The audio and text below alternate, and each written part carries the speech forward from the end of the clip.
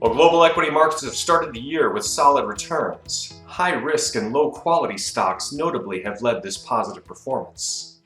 Combining this with declining market volatility and cyclical sector outperformance, January has all the hallmarks of a classic junk rally. We caution that in times of economic stress, these junk rallies are common and usually brief. They can also mask economic and fundamental risks. We see plenty of risks on the horizon for investors to take a defensive stance. Let's take a closer look. In January, developed market large cap stocks have risen about 6%, but returns have been far from uniform across securities. Lower risk stocks have posted gains of less than 2%, while their higher volatility counterparts have put up a 12% return, a spread of more than 1,000 basis points.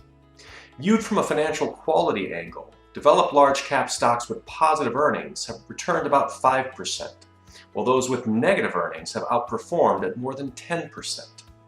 The small cap market has been even more extreme, where stocks with negative earnings, currently about 40% of companies, returned in excess of 16%, more than double those with positive earnings. A look at sectors also reveals a wide dispersion of performance. Cyclical sectors like consumer discretionary have returned more than 8% in January, while defensive sectors such as consumer staples have fallen more than 3%, also a spread of about 1,000 basis points. Interestingly, equity returns have not followed earnings revisions.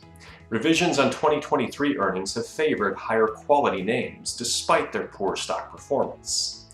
All in all, we see a textbook case of investors paying up for junk. We think this adds up to some premature risk-on euphoria. Inflation remains persistent and interest rates will likely continue to rise. And importantly, we don't think investors have sufficiently accounted for a likely political standoff over the US debt ceiling and the equity volatility that it would cause. All of that is reason enough to maintain a lower volatility, higher quality defensive posture in equities.